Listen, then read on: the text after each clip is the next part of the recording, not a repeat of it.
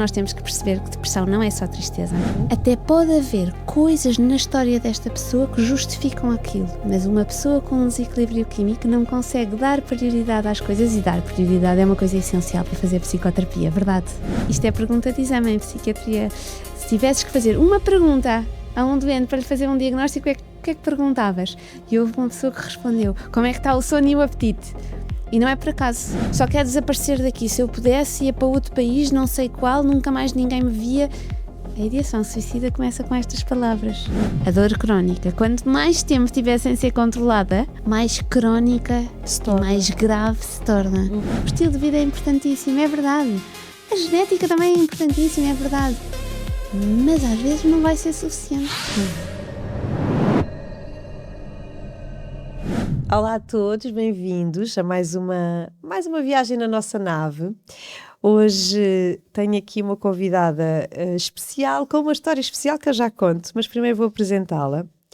Ela é médica psiquiatra, nasceu, na verdade, no meio disto, literalmente, numa família de médicos, então a medicina sempre esteve em todo o lado, o tempo todo. A psiquiatria obriga a estar presente, a estar lá de facto, a conversar com a pessoa que tem ali à sua frente, e ela garante que esta é a última especialidade clínica por excelência, essa presença real, e é aqui que se encontra, na relação, porque na relação não há atalhos. E no seguimento de uma paixão também pela área da comunicação, ela colabora semanalmente e cada vez mais com diversos órgãos de comunicação social, trazendo para a ordem do dia a saúde mental. Publicou um livro que se chama Se Estou Bem Porque Não Me Sinto Bem, com a Leia, e apresenta-se como psiquiatra, mulher, mãe, tudo a tempo inteiro e não necessariamente por esta ordem. Tudo. Um desafio que vale a pena todos os dias, garante. Ela é Maria Moreno e eu estou muito feliz de ter cá. Maria, bem-vinda. Obrigada. E vou já contar a história, porque é que estás cá. Porque a verdade é que eu comprei este livro há uns meses e tinha-o sempre na minha mesa de cabeceira. É aquele livro que, olha, deixa ver que história é que eu vou ler hoje. E quando terminei o livro disse, pá, eu tenho que conhecer. Eu vou mesmo, olha, vou-me meter com ela. Isso é muito bom sinal. É aquilo que se quer. Sim, e como tínhamos um projeto também, a nave, a comunidade ligada à saúde mental, pensei, é isto, vou convidá-la. Porque este conteúdo e eu acho que tens uma coisa muito maravilhosa que é a tua capacidade de comunicar. E eu acho que nós chegámos a um ponto em que agora a ciência já está a vir de uma forma muito mais próxima, vai-se aproximando das pessoas. Isso é tão importante, Maria. As palavras descomplicadas, não é? É tão importante, a humanização, não é? Às vezes, por exemplo, a psiquiatria há uns anos atrás, até a própria psicologia. Eu lembro-me quando terminei a minha formação, das pessoas ficarem muito com aquela coisa de não, a psicologia não, estou bem, não estou maluca. Não é? Se entras de lá, nunca mais de lá sais, não é? Exato. É melhor não ir. Uma coisa meio assustadora, então eu acho que tu tens este condão de ficares próximo, de te aproximares e também aproximares o tema da saúde e da doença mental muito mais das pessoas, e eu acho que isso faz tanta falta para desmistificar. Desmistificar aquelas ideias erradas, não é? Tu não faças isso à tua vida, não vais lá, não é? O que é que eles vão fazer, não é? Deve ser horrível isso. Eu acho que é muito importante. Eu tenho mesmo que começar por te perguntar, porque isto também era uma brincadeira que havia na faculdade, que era, és psicóloga? Os psicólogos vêm sempre cá, têm sempre assim umas motivações muito estranhas, são sempre meio malucos. Porquê a psiquiatria? Psiquiatria não foi a minha especialidade de eleição quando eu entrei para a faculdade, não me passava pela ideia. Okay.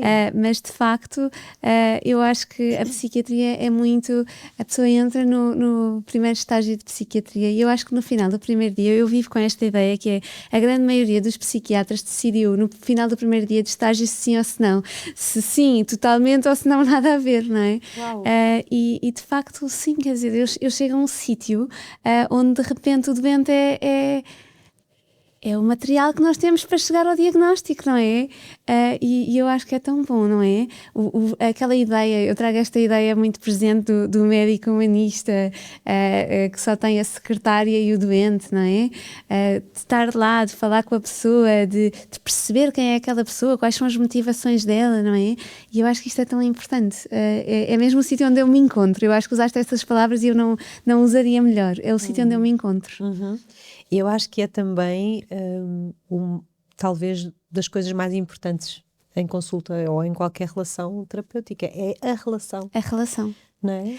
Eu no outro dia ouvia uma coisa muito engraçada, um professor de neurologia que falava sobre a inteligência artificial, não é? E como se está aí a prever, não é? Que vai chegar aquela máquina onde nós vamos colocar o dedo e a máquina nos vai dizer assim, vai morrer daqui a 3 horas, não é? Quer dizer, os médicos já não são precisos para nada. E eu tenho que desafiar esta ideia porque eu discordo profundamente e na altura eu disse-lhe que discordava. E discordava porquê? Quem é que vai ficar com o doente nestas 3 horas, não é? E eu acho que a relação terapêutica é isto, não é? Quando eu falo sobre este sítio onde eu me encontro, é isto, não é? Porque aquele doente vai precisar de alguém naquelas 3 horas. E o que é que ele procura? É a relação. Sim. O que eu sinto também da minha experiência é exatamente isso. Acima de tudo, claro que as pessoas procuram uma cura, não é? Eles vão em busca, mas o que eu sinto que mais precisam é da relação. Eu costumo dizer que no trauma, que é a minha área de eleição de estudo, o trauma acontece na relação e ele cura-se na relação. E muitas vezes começa com a relação terapêutica. Ora bem. Não é? E eu acho que as pessoas às vezes têm uma ideia, e nós vamos hoje falar aqui de mitos, porque tu hoje vieste cá também gravar um super aulão para a comunidade da Nave sobre mitos na saúde mental, e vamos falar de mitos. E eu acho que um dos grandes mitos é que o psiquiatra só está lá para passar medicação e é uma coisa, não há uma relação, mas aí, hoje em dia grande parte dos psiquiatras, ou pelo menos uma boa parte, também é psicoterapeuta e há essa ligação, sendo ou não sendo psicoterapeuta, há uma relação que se cria. E se eu passar a um doente medicação, se ele entrar no meu gabinete, como é a ideia que está muito presente, não é? Ele entra no gabinete, eu saco do guia da medicação, volto se não melhorar, não é? Este doente não vai fazer a medicação, não é? É muito importante quando o doente entra, aliás é proibido, na minha consulta, o doente que entra e eu não dou resposta às motivações que o levaram lá. Pode ser ou não aquilo que eu quero tratar, aquilo que eu acho importante tratar, mas eu tenho que dar resposta às preocupações dele. Não é? E portanto a relação é muito importante, porque se eu não souber quais são as preocupações dele, se eu não tiver tido a capacidade de chegar lá, este doente não vai cumprir a medicação. E portanto, sem dúvida. E também te acontece que as pessoas querem muito ser ouvidas acima de tudo, serem vistas também, não é? Na sua dor, nas suas motivações. Eu fiquei completamente viciada no livro que tu escreveste também com uma colega psicóloga, exatamente por isso, porque é tão fascinante e aqui nós partilhamos essa mesma paixão, que é cada pessoa é um universo e cada história que pode ser o mesmo diagnóstico, mas a história que ele levou ali, não é? o que atrás ali, o que é que ela quer com aquilo. As pessoas perguntam muito, porquê é que estas histórias não têm, por exemplo, o nome dos doentes, não é? Porquê é que o título da história não é o nome do doente? E eu acho que eu não sei se isto acontece, mas o que me fica principalmente na ideia, não é? E eu acho que eu sei de cor as histórias todas que já passaram por mim, mas não é o nome da pessoa, nem é se calhar o sítio onde eu a vi, é a história da pessoa, é aquela pessoa que adora filmes de índios, ou a pessoa que tem um fascínio enorme por ir para países asiáticos, ou seja, são estas pequeninas coisas, são os detalhes que ficam, e eu foi um bocadinho esta a imagem que eu tentei pensar neste livro, não é? Os detalhes da história. que fazem parecer estas pessoas o quê? Normais, não é? E eu acho que nós precisamos imenso trazer normalidade para a saúde e para a doença mental. Por favor. Sem dúvida. Por favor. No outro dia eu vi uma coisa, eu não sei se era de algum dos atores da Porta dos Fundos, enfim, era um ator que dizia a psiquiatria, a psicoterapia não é para pessoas doidas, é para pessoas altamente conscientes que sabem que precisam de cuidar, de elaborar as suas questões, de cuidar de si. E eu achei esta ideia exato, é para pessoas, somos todas pessoas normais, não é? E um dos mitos que existe é exatamente esse, não é? Que só vamos quando já não há outra hipótese. E eu acho que vou começar por aí antes de começarmos nos outros mitos, que é esta coisa de... Porque as pessoas falam muito, não sei o quê, a medicação. A questão é que muitas vezes eu acho que as pessoas vão tarde, vão-se cuidar tarde demais. E às vezes já não há hipótese. Tu sentes isto? Eu sinto isto. E de facto... Hoje falámos aqui sobre o aulão que eu dei de manhã, não é? O aulão, sim. E eu trouxe uma imagem que é sempre a imagem que me vem à cabeça. Eu nasci no meio disto tudo, não é? E portanto eu tenho a certeza daquilo que eu estou a falar, que eu sei muito bem o que é que os cuidados intensivos são. E eu trouxe para o aulão uma imagem de uma cama de cuidados intensivos, porque eu sinto na minha prática que é isto que as pessoas acham que é a psiquiatria. E não é. Uma coisa são cuidados intensivos e a outra é a psiquiatria. Para me facilitar o trabalho, eu quero que as pessoas cheguem o mais cedo possível com coisas ligeiras e super fáceis de tratar, que é para terem alta rapidamente e eu nunca mais as ver, porque entenda-se, eu prefiro que seja esse o curso que as coisas tomam. Exatamente. E na verdade, eu acho que outro dos mitos da psiquiatria é a primeira linha de tratamento na psiquiatria é medicamentos. O tal guia de tratamento cheio. Não é essa não a é primeira linha. Não é necessariamente, mas temos que perceber. Porque a partir do momento em que houver um desequilíbrio químico, e a maioria das vezes vai haver, porquê? Porque nós atrasamos a ida à consulta de psiquiatria até além daquilo que é razoável. Sim. A partir do momento em que há um desequilíbrio químico, aquela pessoa não está nem preparada para fazer alterações do estilo de vida, porque se fosse fácil não faríamos todos, não é? Na verdade isso é o mais difícil, não é? Nem preparados para ajudar o psicólogo no processo que é a psicoterapia, que não é um processo fácil. Eu gosto muito de passar esta imagem que é o primeiro doente que me entra na primeira consulta e que me diz: doutora, venho cá porque estou triste, tenho depressão, tenho os sintomas todos, nós verificamos, é verdade. E porquê é que isto está a acontecer? E a pessoa responde: tudo começou quando eu era pequenino. E aconteceu isto, e aconteceu aquilo, depois na faculdade, depois quando saí da faculdade, no primeiro emprego, a amiga não está bem, a família não está bem. Esta pessoa tem 75 anos, mas é assim que ela conta a sua história. E começamos medicação. Porque esta pessoa não tem qualquer capacidade de pôr prioridades naquilo. E ao final do primeiro mês, esta pessoa entra-me e diz-me: doutora, estou muito melhor, mas ainda não estou completamente bem, mas agora sei qual é o problema. O problema é a relação com a minha irmã. Tive uma discussão com ela e não consigo ultrapassar isto, nem sei como sair desta bola de neve. Agora isto já dá para trabalhar com psicoterapia. Até pode haver coisas na história desta pessoa que justificam aquilo. Mas uma pessoa com um desequilíbrio químico não consegue dar prioridade às coisas, e dar prioridade é uma coisa essencial para fazer psicoterapia, é verdade? Essencial. Então dar o material, não é? Dar a matéria-prima. Exatamente. E às vezes as pessoas estão muito desorganizadas e desorientadas, como se tivessem as gavetas todas abertas. Todas abertas. E todas com tudo espalhado. O conflito com a amiga que tivemos aos 4 anos é tão importante como o conflito com esta irmã. E não é. Simplesmente como essa imagem das gavetas todas abertas, eu não diria melhor. Bom, então eu espero que este episódio sirva este propósito de levar cada vez mais as pessoas a este lugar de consciência de...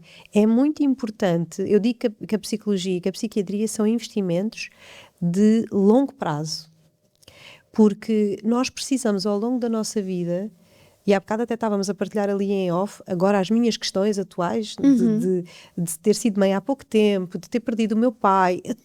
A toda a hora a nossa vida nos está a impactar e é importante nós irmos elaborando a nossa vida, organizando internamente, abrir umas gavetas, arrumá-las melhor, voltar a fechar, e é por isso que eu digo que é um investimento a longo prazo, porque de facto ajuda-nos a estarmos com mais clareza, a irmos...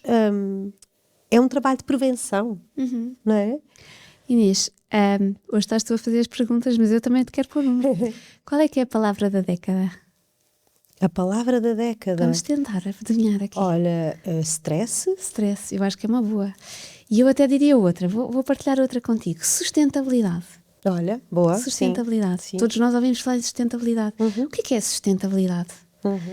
Temos X recursos que temos que ter ao longo do tempo. E a maioria das pessoas em consulta partilha assim comigo. Eu estou mal e tive depressão porque, e vou pegar no teu exemplo, o meu pai morreu. E é verdade, isto é um evento grande, que traz muita carga negativa, mas, e isto é uma coisa que eu aprendi em psiquiatria, a vida tem altos e baixos e vai ter sempre altos e baixos. Nós temos que ter X recursos, ok? Que temos que usar de forma sustentada ao longo do tempo, porque nós, pessoas, também somos recursos, não é? Também temos os nossos recursos. E temos que deixar sempre aqui uma poupançazinha, que é aquilo que nós chamamos o quê? A resiliência, não é? E temos que os poupar, que é para quando as coisas correrem mal, temos a nossa resiliência para nos pôr um bocadinho para cima. E todos nós temos que aprender um bocadinho mais a fazer isso, não é? E com o teu trabalho ao longo dos anos, eu acho que, sim, sem dúvida, que tu sem dúvida, olha, a muito resiliência foi a minha tese de monografia, foi exatamente sobre esse tema. Tentar perceber, né, como é que funciona a resiliência para todas as pessoas, como é que e é diferente de pessoa para pessoa. Olha, então, vamos aqui a uns mitos. Eu escolhi alguns, na tua aula tu falaste em 10 pelo menos, mas eu escolhi aqui alguns porque acho que até são mais assim, talvez mais transversais. Um mito sobre depressão. Depressão é só tristeza, não é? Eu tenho que pegar neste. Depressão e tristeza. Tristeza é obviamente um sintoma de depressão, não é? Está a falar sobre isto, não é? Mas eu acho que nós temos que perceber que depressão não é só tristeza. E eu até diria que há aqui outro amigo que eu acho que é tão importante como a tristeza, não é? Que é o palavrão que os psiquiatras gostam de usar, a anedonia. O que é isto da anedonia? A perda do prazer. Doutora, adorava pintar. É que não quero ver as coisas à minha frente. Odeio, não quero.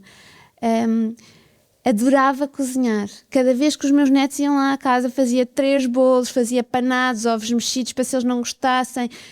Agora, nem para nós cozinho. A minha filha ensinou-me a pedir Uber Eats e eu peço Uber Eats todos os dias. Não quero cozinhar, não quero ver aquilo. Esta perda daquilo que nos fazia felizes é um sintoma, eu diria, tão importante como a tristeza. E depois, os 2 grandes amigos do psiquiatra, e eu partilhava hoje, isto é pergunta de exame em psiquiatria, uma vez ouvia dizer num exame de psiquiatria, se tivesses que fazer uma pergunta a um doente para lhe fazer um diagnóstico, o que é que perguntavas? E houve uma pessoa que respondeu, como é que está o sono e o apetite? E não é por acaso. Porque, de facto, o sono e o apetite, quer dizer, não há bom psiquiatra que chega a uma consulta sem perguntar estas 2 coisas. E então, percebermos que sim, tristeza, perda do prazer, o sono e o apetite também, qualquer doença psiquiátrica que ela seja, vai alterar a vida. E a questão das ideias de morte. Eu acho que nós temos que falar sobre isto, ok? Vamos falar sobre isto. A depressão não é a depressão grave, gravíssima, no fim de linha que vai ter as ideias de morte, ok? A ideação suicida é uma regra. E muitas vezes isto aparece muito cedo.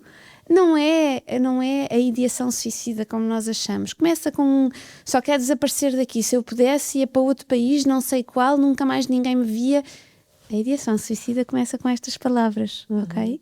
E nós temos que ir procurar. Quando alguém partilha connosco, estou muito triste, estou muito em baixo, nós temos que ser capazes de perguntar, já pensaste sobre isto? Já pensaste em morrer? Já pensaste em desaparecer? e oferecer isto, não vai induzir nada. Nós não induzimos isto. Não é possível. Está tudo bem. Mas vai ser a primeira oferta de ajuda, porque esta ideia é muito mais perigosa quando está sozinha. Quando há alguém que já sabe, já está tudo muito melhor. Bem, isso que tu estás a trazer é tão importante, e aconteceu uma situação que me marcou imenso. Há uma semana eu tive um evento e encontrei um amigo que já não via há imenso tempo, e tivemos um imenso tempo nos bastidores a falar de imensas coisas, e estavam a acontecer várias palestras e coisas assim mais emotivas, e nós tivemos ali uma conversa em que ele de repente diz, por causa de tudo o que tem acontecido nos últimos tempos, as questões financeiras, e eu com 2 filhas pequenas, eu comecei a pensar que se calhar era melhor elas ficarem sem mim e ia-se retirar um problema da equação. E ele disse-me aquilo e impactou-me imenso. E começámos uma conversa a partir daí. Mas não fugiste. Não Fugiste. Porque sabes, mas a maioria das pessoas, não é? O que é que faria? Não digas isso, isso não se diz, não é? E é muito importante estarmos atentos, porque são pequenas portas que se abrem, e nós temos que abri-la. O que é que se passa, não é? E isso que tu estás a dizer é muito interessante. Não se começa por dizer, vou planear um suicídio. Não. Começa com quer desaparecer. Sim, ficavam melhor sem mim. E o que nós fazemos não é calar a pessoa, é abrir as portas, não é? Nós não vamos induzir nada, podemos falar sobre isso à vontade. E felizmente ele encontrou-te a ti que sabes isto, não é? Sim. Que sabes isto de cor, mas queremos que todas as pessoas, quando partilharem isto, não é? Possam partilhar isto com alguém preparado. Sim. Porque hoje ouviram a nossa conversa e estão preparados. Sim, para muito, saber responder. muito importante isso que tu trouxeste. Então, ainda sobre a depressão, já agora tocando, quando é que é um sinal para, de facto, vamos lá ver o que é que se está a passar, para além do que já falaste. Sempre que houver dúvidas, é um sinal para ver o que é que se está a passar. Porque mal não faz, não é? Claro. Eu sei que a consulta de psiquiatria é muito antipática, não é? É assim um sítio, o que é que se passa lá dentro, Contigo não é? aqui, isto hoje vai mudar de figura. Eu espero que sim. Como é que é possível? É a psiquiatra esquisita, o velho esquisito. É que tu és a representação de uma nova identidade, não é? Esperemos que sim, queremos trazer isso para a saúde mental. Mas de facto eu acho que quando há dúvidas, quaisquer que elas sejam, o pior que pode acontecer é o psiquiatra rir e dizer é normal, não é? E eu acho que, por que não ir ouvir isto? Era tão bom que pudéssemos chegar a esta fase. Se nós identificarmos algumas das coisas que eu tive aqui a falar e temos dúvidas, vamos. Vamos. Segundo mito sobre a gravidez e o pós-parto. Um mito sobre a gravidez e o pós-parto na saúde mental. A depressão pós-parto existe porque a mulher não teve apoio suficiente. Conta-nos tudo. É mentira. É mentira. E vamos ser claros. Qualquer doença mental é um equilíbrio entre genética e ambiente. Na verdade, qualquer doença na saúde no geral é um equilíbrio entre genética e ambiente. Pode ser mais um, mais outro. Não é sempre igual. E o que nós sabemos sobre a depressão pós-parto é que ela não é uma depressão banal. Ela é uma depressão em que esta genética tem um peso enorme, ok? As mulheres têm que ser ajudadas no pós-parto? Sim. Claro. É muito importante que a mulher e o bebê tenham um ambiente? Sim. Mas a partir do momento em que há depressão pós-parto, há uma vulnerabilidade, ok? 40 semanas. O baco hormonal que tem que surgir para se fazer um bebê. Vamos lá parar e imaginar. Isto é tão recente ainda para mim. Já foste mãe recentemente. Nunca deste por ti a parar e a pensar o que tem que estar aqui a acontecer. Eu só quando fui mãe é que eu parei para pensar o incrível que é um bebê formar-se, não é? Incrível mesmo. E de facto a quantidade de hormonas que sobem, até picos que não há em nenhuma altura da vida. E em 48 horas, cabum, para níveis mais baixos do que em qualquer outra altura da vida. Nós somos todas mulheres, não é? Estamos aqui a falar, e não somos todas iguais. Os nossos cérebros têm uma vulnerabilidade diferente a esta coisa das hormonas, e nem todos aguentam este baque hormonal, ok? É muito genético. E quando as coisas são muito genéticas, isto quer dizer o quê? Que precisam muito de medicação. Porque, regra geral, as coisas precisam tanto mais de medicação quanto mais genéticas são, mais biológicas são, mais desequilíbrio há, e tanto mais de psicoterapia quanto mais ambientais são. E depressões pós-parto, a pessoa que tem depressão pós-parto uma vez provavelmente vai ter depressão pós-parto nos filhos todos. Provavelmente, se calhar com os ciclos menstruais, ou com a pílula, ou com a menopausa, também vai sentir ali umas oscilações. E se calhar a mãe, a tia, a avó também tiveram depressão pós-parto. E depois isto complica tudo. Porque na família inteira sabem de cor que é normalíssimo ficar assim. É normal, toda a gente fica, não é? Estás-te a queixar de quê? É normal. Faz parte de ter filhos. Não faz. E isso é tão importante. Super importante o que tu estás a trazer. E eu ainda tenho que trazer mais uma coisinha que eu acho tão importante, tão importante. A ideia de, eu não tive depressão pós-parto, estava só ansiosa. Ou, não, a depressão pós-parto é o não conseguir sequer olhar para a criança. Não. E aquelas mães que estão lá em casa nem querem que ninguém apareça lá em casa. E pegar no bebê ao colo nem pensar. Aquela relação fusional também pode ser depressão pós-parto. A ansiedade também pode ser depressão pós-parto. Pronto, eu não resisto a dizer. Não, ou seja, imagina, a ansiedade também pode ser depressão pós-parto. Também pode ser depressão pós-parto. Depressão pós-parto porquê? Porque é um conceito que nós usamos para falar sobre esta depressão não banal, muito genética, muito biológica, que tem muito a ver com o quê? Com esta vulnerabilidade hormonal. Certo. Ok? Mas que nós não estamos a falar sobre depressão, ansiedade, estamos a falar de um quadro global, que pode ser uma coisa ou outra. Como é que uma coisa pode ser uma coisa e o seu oposto? A mulher que não consegue estabelecer relação com o filho ou que tem uma relação totalmente fusional. É estranho, não é? É estranho, difícil de entender e naturalmente se levanta dúvidas. E quando há dúvidas, vamos esclarecê-las no sítio certo. Mais um mito. Este podcast podia ser só mitos, mas não vai ser só mitos. Mais um mito. Um mito sobre burnout, sobre o não sei parar. Por que não pegarmos aqui nesta ideia de já não sei parar? Já toda a gente me disse que preciso de ajuda. E agora vou onde? O psicólogo só conversa. Para conversar tenho eu os meus amigos, não é? E o psiquiatra só medica. Como é que eu saio disto, não é? Quantas vezes já ouviste dizer isto, não é? Ui, muitas. Não é? Então e agora? Vou ao que só medica ou ao que só conversa? Muitas, sabes porquê? Porque eu acho que, como stress é uma das palavras da década, acho que burnout também há de ser. É um malfadado de stress, o culpado de tudo, o culpado da doença mental.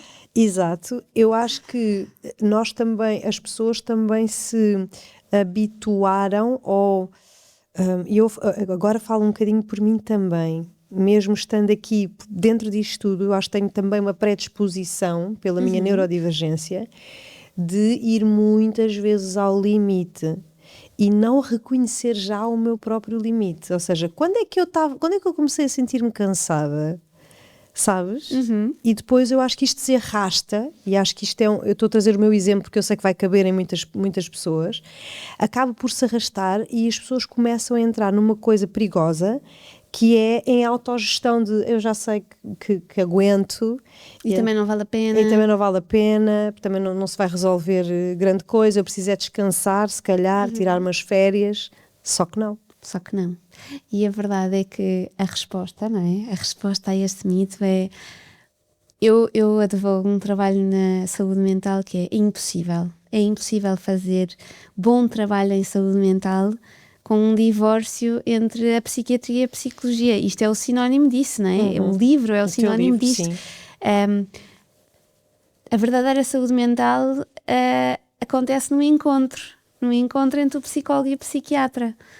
Portanto, sim senhor, marcamos uma consulta de psiquiatria para quê? Para começarmos medicação, para nos prepararmos para a psicoterapia, não é? Para nos prepararmos para a psicoterapia, que vai ser diferente a necessidade que nós temos consoante aquilo que nós temos. Mas é preciso estabelecer um plano a 2.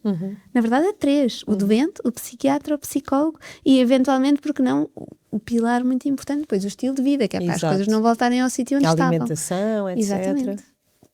É sempre um trabalho muito multidisciplinar, não é? Porque a saúde mental é uma coisa que abrange a nossa vida num todo e não... Ora bem, não é? Exatamente.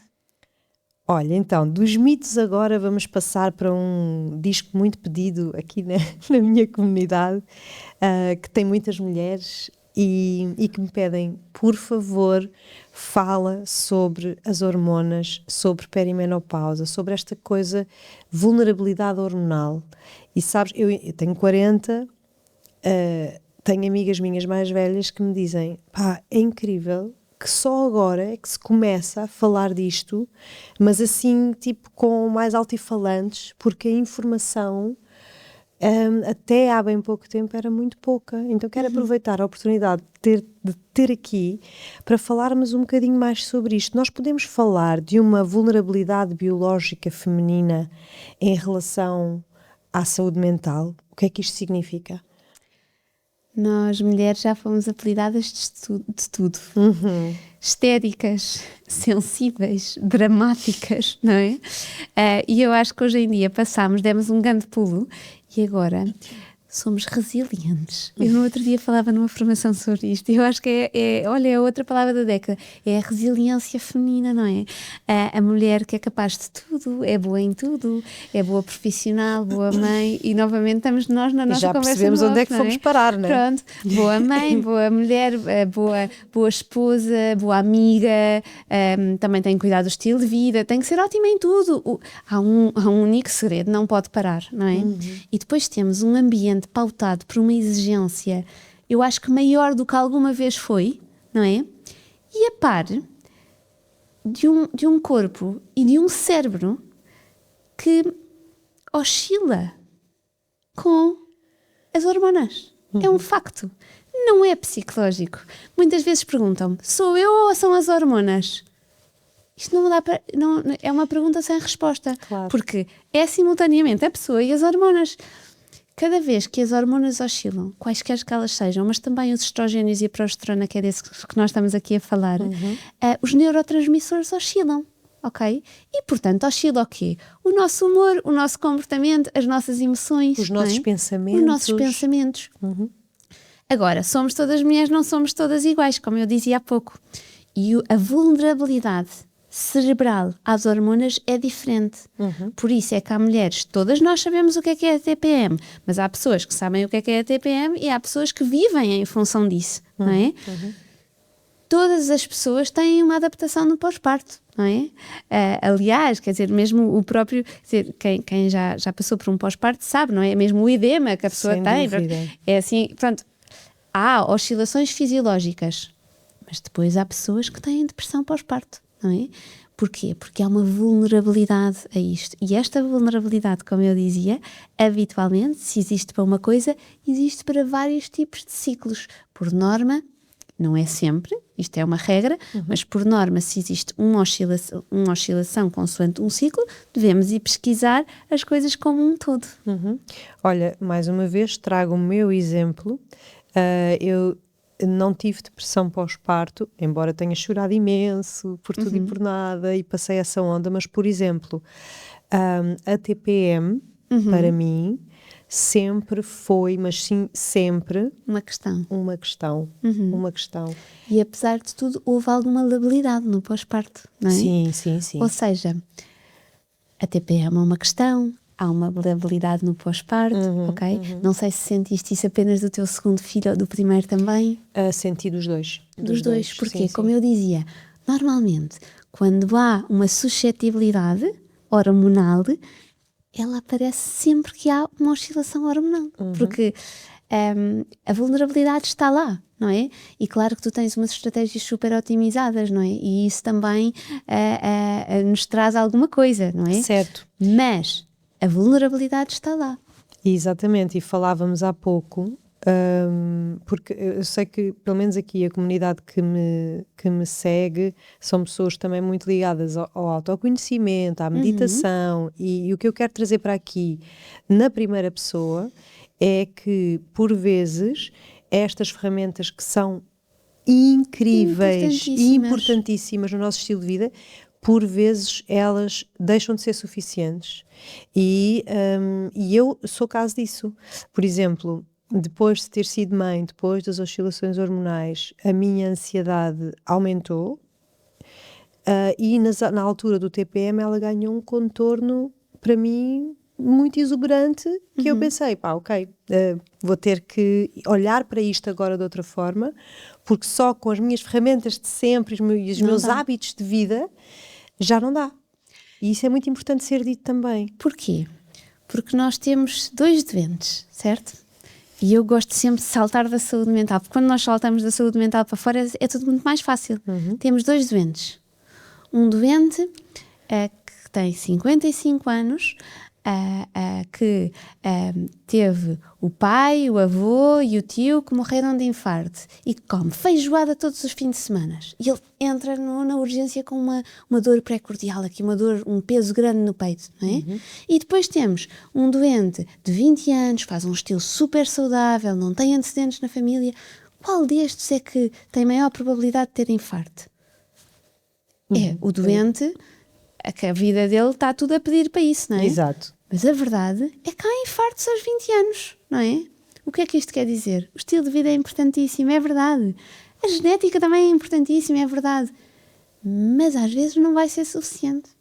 E, portanto, numa comunidade que liga tanto ao estilo de vida, e ainda bem, porque com isso facilita imenso o trabalho deste lado, ok?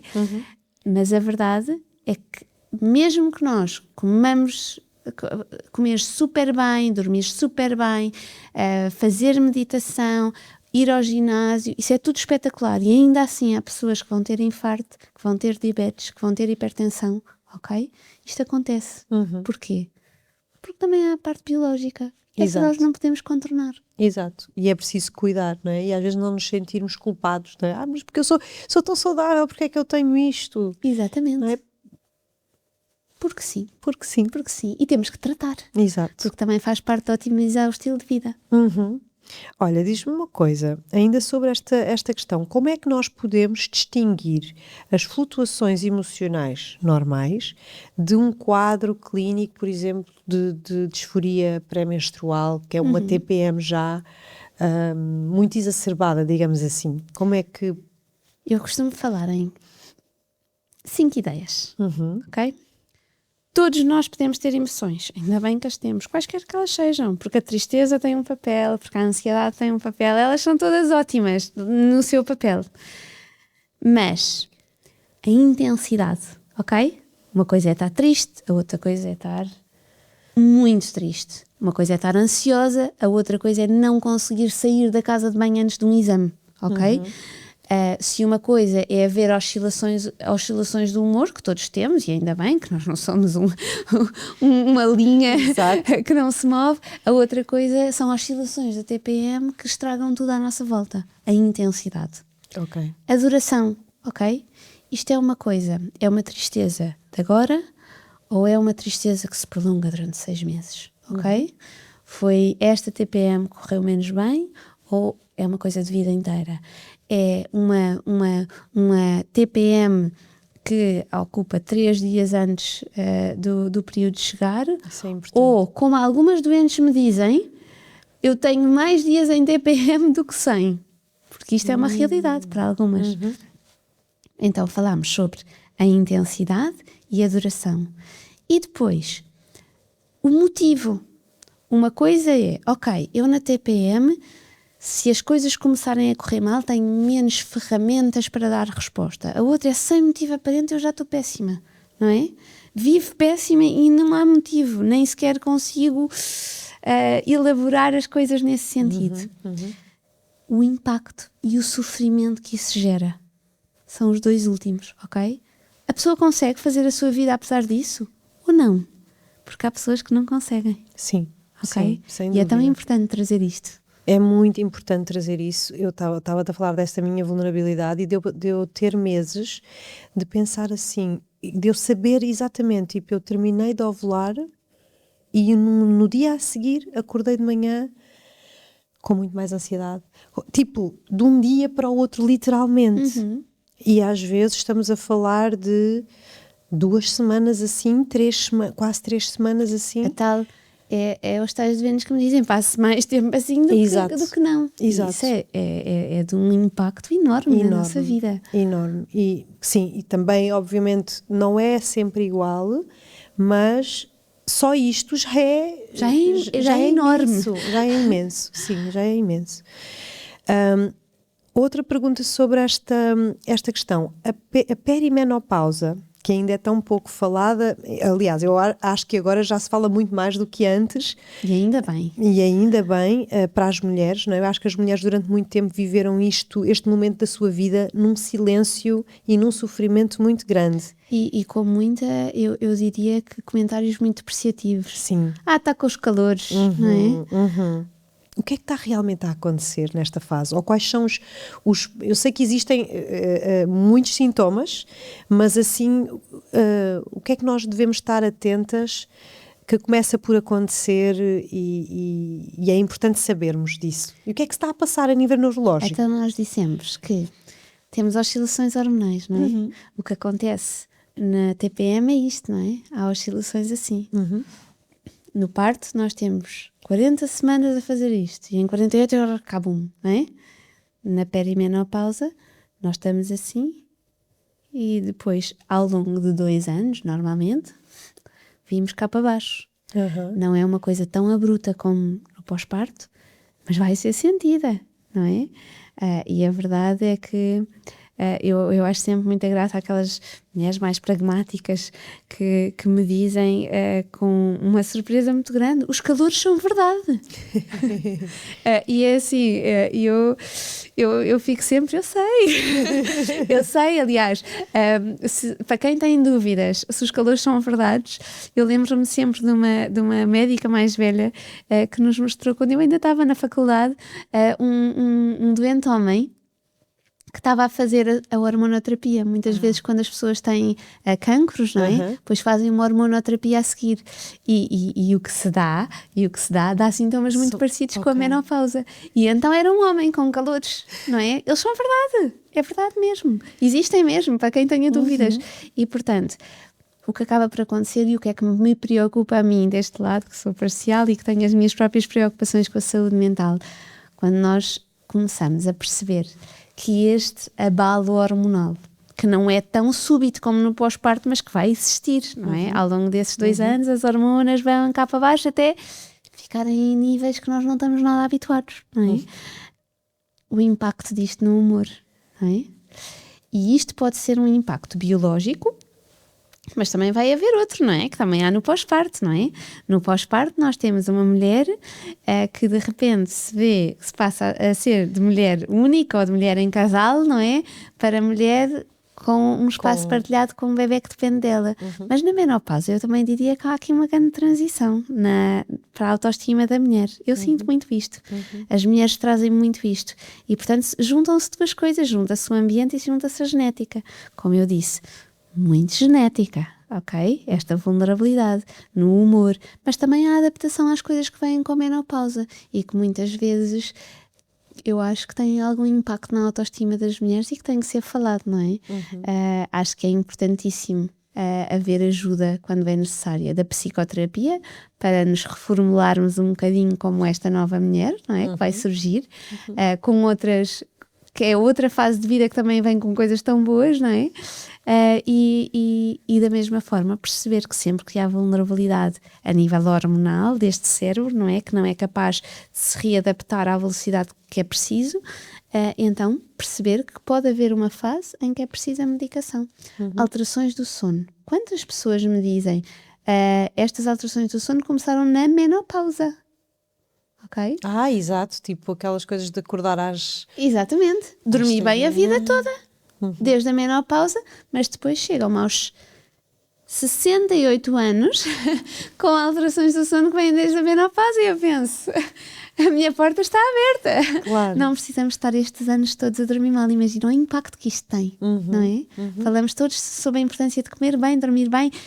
Anos e anos de vida em que a pessoa dorme mal e o impacto que isso não tem. Sem dúvida. Olha, e diz-me uma coisa, existem sintomas que ainda são, que tu sentes que ainda são ignorados ou mal interpretados nesta fase? Sim, sem dúvida. Ou seja, os sintomas da saúde mental, bem, começa logo pelo eterno desprezo, são da cabeça, não é? Portanto, há os sintomas a sérios da cabeça, não é? As análises estão normais, eu venho cá, as análises estão todas bem, eu venho cá por coisas da cabeça. E eu penso, ainda bem, porque essas são o meu foco e a minha preocupação, não é? Porque às vezes é um trabalho, realmente, quando penso na psiquiatria, não é? Porque o cérebro não é aquele órgão que tu fazes uma ecografia ou fazes e já percebeste, não incha, olha, está... Não incha, não dá exato. Febre, não se mede, não se vê, não dá para abrir e espreitar, ou dá, mas não é muito conveniente, não é? Sim. Sintomas que eu acho que estão um pouco associados ao cérebro, mas que é tão importante. Uma das coisas que eu gosto de falar eu gosto de usar esta expressão porque eu acho que é uma boa imagem, os ecos da fadiga, ok? Que é a tal ideia de, não, eu não tenho nem depressão nem ansiedade, eu tenho enxaqueca, cefaleias de tensão, cervicalgias, tensão gigante no trapézio, lombalgias, síndrome do cólon irritável, síndrome da bexiga hiperativa, bruxismo, aqui a minha articulação temporomandibular está uma desgraça, síndrome vertiginoso, fibromialgia. Entendamos. Uau! Todas as pessoas podem ter qualquer uma destas coisas. A seguir a uma gripe eu posso ter um síndrome vertiginoso. A questão é, a ansiedade e a depressão não têm um link direto com estas coisas, mas sem dúvida que aumentam enormemente a probabilidade destas coisas surgirem. Então, quando nós começamos a ter uma constelaçãozinha feita por várias destas coisas, bandeira vermelha, ok? É preciso ver o que é que se passa. Porquê? Porque nós podemos ter o cérebro, é verdade que dá sintomas da cabeça, mas também dá sintomas do corpo, porque o cérebro, estou parcial nisto, não é? É o órgão central. Manda em tudo o que está cá em baixo. E quando há um desequilíbrio químico cá em cima, o tal que eu digo que é preciso tratar, então o desequilíbrio químico também vai ter sintomas cá de baixo, também pode ter sintomas cá de baixo. E então começam a surgir vários focos. Eu lembro-me de ter ido há uns anos atrás com uma crise de estômago ao médico e do médico... A gastrite. Assim, e o médico me dizer assim, e fiz o exame, a endoscopia, não é? E ele disse-me uma coisa assim, olha Inês, 80% das pessoas que vêm aqui com problemas gastrointestinais, não existe uma causa fisicamente direta naquele órgão. São questões emocionais, são questões de ansiedade, são questões de depressão, ou seja, 80% daqueles problemas que ele atende médico todos muitíssimo os dias. preparado. Sim. Porque a maioria deles vai dizer é da cabeça. E as pessoas vão dizer não, eu sinto. E Ele sentem perguntou-me mesmo. logo, Inês, é uma pessoa ansiosa, sofre de ansiedade. E eu, olha, acho que isto tem agravado um bocadinho. E ele disse-me 80%. 80%. E, portanto, é assim, realmente o cérebro, não é? E o corpo, o cérebro e o resto do corpo, não é? Está tudo ligado. Está tudo ligado. E pode há ser um esta ideia reflexo, errada, pode ser um sintoma. Há esta ideia errada de que se for um sintoma do cérebro, o sintoma é imaginado. Não é imaginado. O sintoma está lá. A cervicalgia dói mesmo, ok? E de facto a vertigem acontece mesmo, a pessoa cai no chão. E a gastrite, o estômago dói mesmo. O facto de ser o cérebro não torna aquilo imaginado. porque a ideia da cabeça é como se estamos a imaginar que há uma coisa, e não, existe mesmo. Existe uma relação direta, não é? Química. Então, tu falaste de uma coisa que é a fibromialgia. Muitas mulheres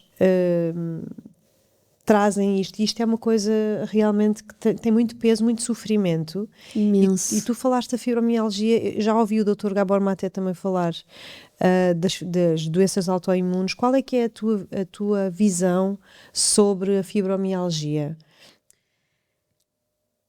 Vamos lá ver uma coisa. Dor crónica, ok? Eu se picar o dedo, o que acontece é que vai uma mensagem por aqui até ao meu cérebro e o meu cérebro vai dizer assim, dor! E eu tiro o dedo, não é? Ou seja, há uma informação de baixo para cima, uma informação de cima para baixo.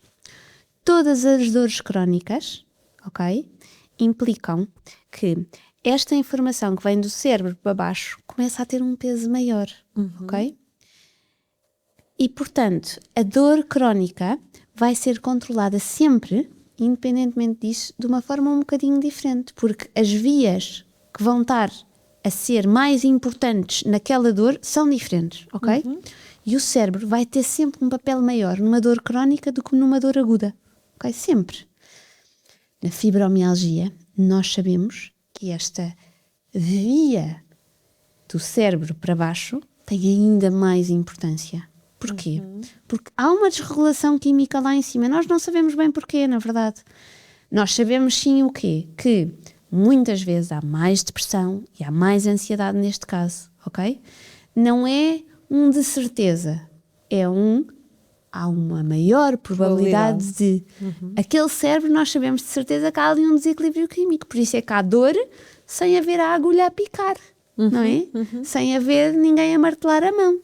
Mas há dor apesar disso, é uma dor sem causa. Novamente, não baralhar isto com aquela dor não existe. A dor existe sempre que o doente diz que há, ok? Eu ouvi um anestesista a dizer isto no outro dia, isto é brilhante. A dor é a dor que o doente diz que há, ok? Porque a dor é uma experiência individual, ok? Não é uma dor imaginada, a dor está lá de facto. É o cérebro que está a mandar em vez de ser um martelo, ok? Mas a verdade é que é uma dor que só vai ser controlada quando? Quando nós mexermos na via certa. E a via certa muitas vezes é tratar o desequilíbrio químico do cérebro, que está a mandar para baixo a mensagem errada. Ok. E chegam de pessoas com fibromialgia que tu tratas com... Chegam demasiado tarde. A dor crónica. Quanto mais tempo tiver sem ser controlada, mais crónica e mais grave se torna. Portanto, chegam demasiado tarde. Porque estas pessoas que eu falei, as tais que têm a constelação, elas já foram ao gastroenterologista, tu já foste, não foi? Já foram ao gastroenterologista, já foram ao reumatologista, ao fisiatra, ao urologista, ao otorrino, não é? Muitos deles têm a sensibilidade de te dizer 80%, não é? A maioria vão dizer é da cabeça. E a pessoa pensa, não tem está nada. a dizer que eu estou a imaginar, que eu estou a mentir, não é? E a antipatia que isto gera acaba por atrasar a ida ao psiquiatra e isto vai-se cronificando, esta constelação toda, não é só a dor. Tão importante falarmos, isto é olha, isto é uma pílula de consciência para as pessoas tomarem já que as coisas possam ganhar outros contornos. É tão importante comunicar as ideias erradas, não é? Exato. Olha, antes de fecharmos aqui o nosso episódio, não queria passar aqui a oportunidade de perguntar algumas coisas sobre distúrbios alimentares, porque também me pedem muito para falar sobre este tema. Então, começo por te perguntar porque é que os distúrbios alimentares ainda continuam a ser tão incompreendidos mesmo hoje em dia? Eu vou ter que andar um bocadinho para trás e dizer que a maneira como eu vejo os distúrbios alimentares, a verdade é, há poucos distúrbios alimentares primários. O que é que isto quer dizer? O que é que ela está para aqui a dizer? a maioria das vezes, a comida nos distúrbios alimentares é usada para tapar alguma coisa, não é? A relação com a comida é aquilo que está mal, não é?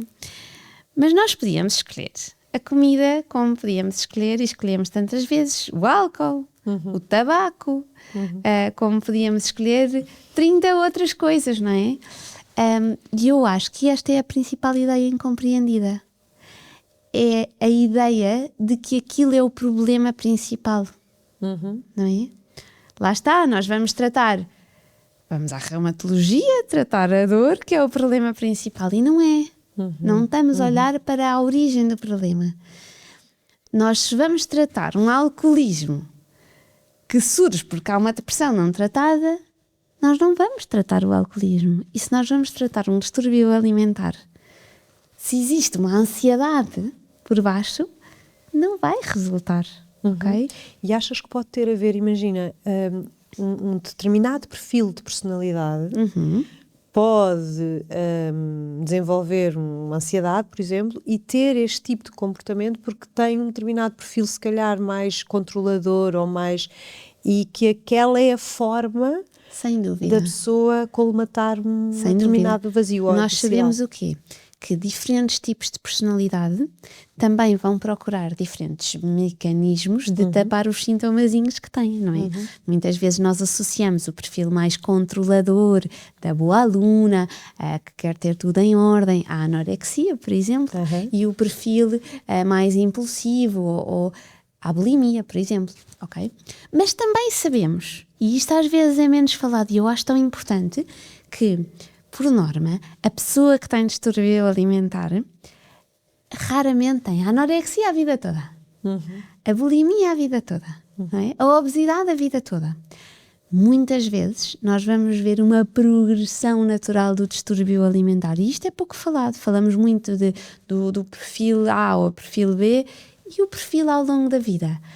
Porque muitas vezes é a pessoa que nasce e em criança tem uma obesidade, depois tem uma anorexia, a seguir tem uma bulimia porque já não consegue restringir o suficiente e começa a compensar. E muitas vezes nós pensamos em quê? A bulimia, vómitos, não é? Toda a gente tem isto, não é? E os jejuns prolongados? E a atividade física como se não houvesse amanhã cada vez que há uma asneira? Isto também é bulimia. Okay? E nós, muitas vezes não falamos em bulimia desta forma. Todas as formas de compensar são bulimia, ok? Podem haver em diferentes intensidades. Passamos a uma bulimia e depois, às tantas, já desenvolvemos uma antipatia por estes comportamentos compensatórios e passamos a ter só a compulsão alimentar, já sem a parte de compensar. Porque a bulimia, nós temos uma compulsão que a seguir é compensada. Depois passamos só à compulsão alimentar.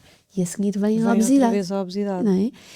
E eu acho este ciclo, que é tão pouco falado, eu vejo tão poucas vezes isto escrito. E é aquilo que mais me aparece na consulta. Ok, ou seja, pessoas que já têm um histórico enorme, enorme. Da vida toda de andarem nestas várias flutuações. Pois são as pessoas que andam quê? Dieta em dieta, não é? Ok?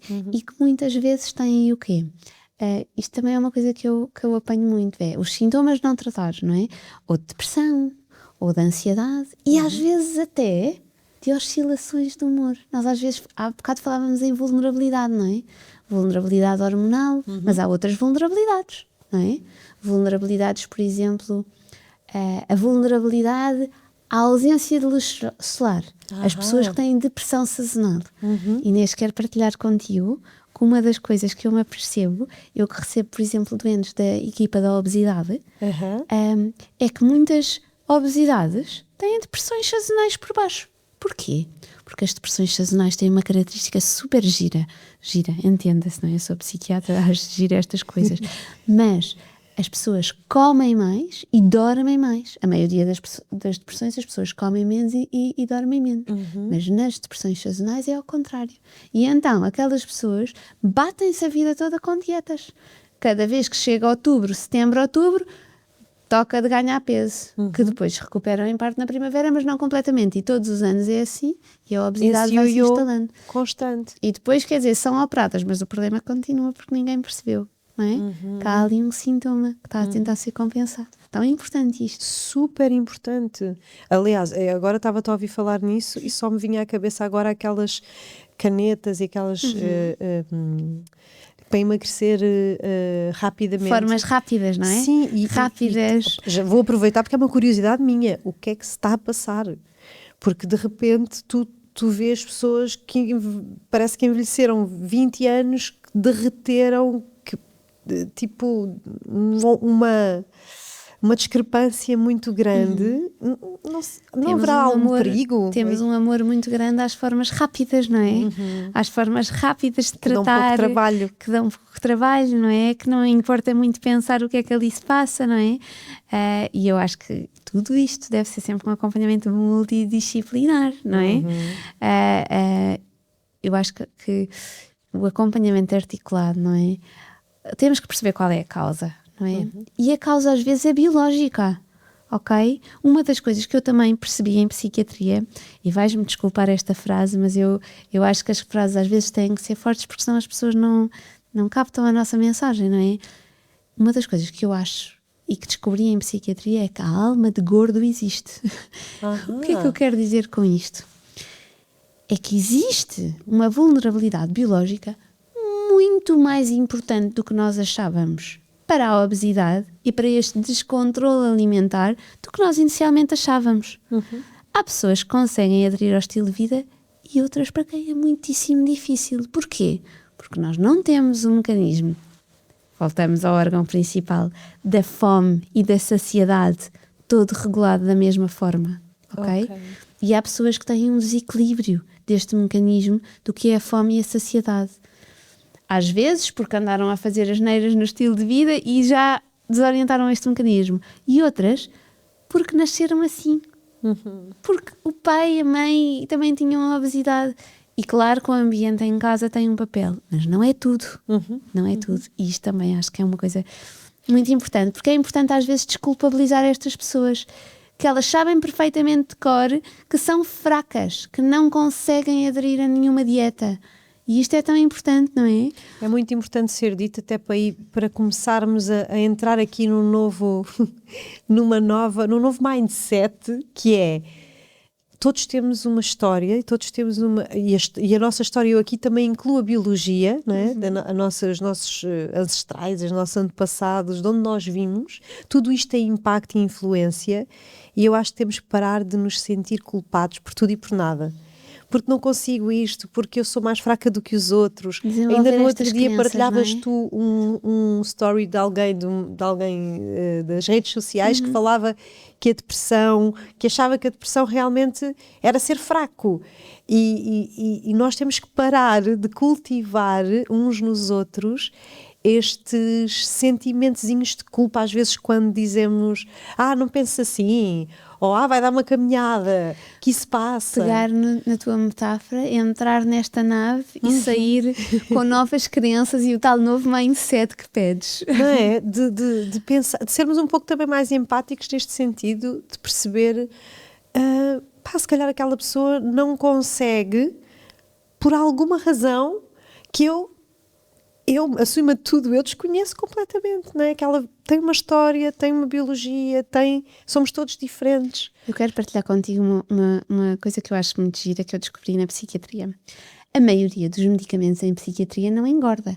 Mentira. Mas há alguns que sim, ok? E às vezes, raramente, muito raramente, nós vamos ter que os usar. Nestes pequeninos casos, raros casos, ok? Mais em doenças mentais graves, vai haver algumas alturas que temos que usar. E eu sou uma daquelas psiquiatras que diz: este medicamento vai engordar.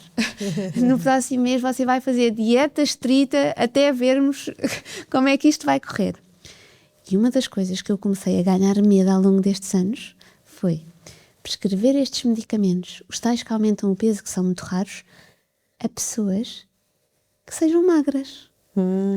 Quando eu prescrevo estes medicamentos a pessoas que sempre foram gordinhas e sempre lidaram com dietas, as pessoas na consulta seguinte vêm com o mesmo peso. E eu pergunto: então, mas não deu aumento do apetite? Deu, mas a doutora tinha avisado, não é? As outras vêm na consulta a seguir e dizem, e às vezes ganharam muito peso, e eu disse: mas eu avisei. E as pessoas dizem, não conseguem, não têm as pessoas dizem: não, mas é que a mim apetece-me a comer muito.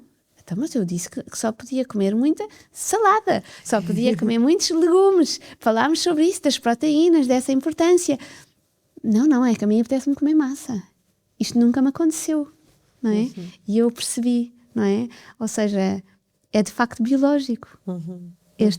A fome não é igual em todas as pessoas, o mecanismo da saciedade não é igual em todas as pessoas, e quando surgiu esta nova moda, não é? Pronto, esta nova crença que agora as provas estão a surgir, que a obesidade é cada vez mais biológica, não me surgiu com surpresa, porque a minha experiência clínica diz-me isto. Bem, que lição, eu acho que este episódio trouxe aqui mesmo, sem dúvida nenhuma, uma consciência muito maior desta diversidade e destas questões biológicas que têm muito mais peso do que às vezes nós imaginamos. Portanto, o que eu sinto assim de trazer e que fico como ideia final é: precisamos mesmo de falar mais sobre saúde mental desde este lugar para de retirar a culpa que não serve para nada e colocar um pouco mais de consciência, gentileza, autocompaixão. Vamos lá ver o que é que se passa. Exatamente. Não é? Sem medos. Sem medos, exatamente. Olha, para fechar, queria recomendar o teu livro. E estou tão contente, acho tão bonita destas sincronicidades de agora estamos aqui e há 2 meses atrás estava na minha mesa de cabeceira e era só um livro e agora já é uma aula, já foi um episódio de podcast. Eu adoro estas sincronicidades. Deixo aqui a sugestão deste livro, recomendo muito exatamente por esta questão de ser um livro de histórias reais e que nos aproximam-nos não só de coisas que nós achávamos que eram só muito técnicas, e aqui podemos tirar muitas dúvidas também, às vezes perguntas que todos nós temos e que nunca tivemos a oportunidade de as fazer, e ao mesmo tempo também nos aproxima de nós mesmos, eu acho, de coisas que também se calhar muitos de nós já sentimos. Sim. Também já pensei isto. Não é? Também já pensei isto, também já me senti assim. Portanto, fica aqui a recomendação do livro Se Estou Bem Porque Não Estou Bem. E queria-te pedir assim, tipo, se tu pudesses deixar uma mensagem para quem nos está a ouvir, para quem nos está a ver e não se tem sentido bem ou está a sofrer há tempo demais, o que é que tu dirias? Sem medos, não é? Não temos que ter medo do cérebro para ele não inchar, para não dar febre, e o psiquiatra, espero eu, não seja assim tão esquisito, não é? Porque senão estou mal. Eu digo sempre aos meus doentes, se de facto eu deixasse as pessoas zombie ou absolutamente incapazes para trabalhar, que sucesso profissional teria eu, não é? Ninguém voltava, portanto, eu acho que é uma ideia que espero eu de para desmistificar dessa forma. Sem dúvida, sem dúvida. Obrigada, Maria. Obrigadíssimo. És maravilhosa. E obrigada pelas tuas palavras descomplicadas, que é como eu gosto de falar sobre isto. Eu acho que é isso que precisamos e estou mesmo super feliz e grata por esta conversa tão boa. Obrigadíssimo. Obrigada e até já. Obrigada. Até já também aí desse lado. Para a semana estamos de volta nesta nave para mais uma viagem. Vamos ver onde ela nos vai levar. Eu fiquei muito, muito feliz com esta conversa e confesso-vos que hoje aproveitei para tirar eu também aqui muitas dúvidas e foi maravilhoso. Sinto que foi um episódio que trouxe muita, muita consciência. Até para a semana, por mais uma viagem.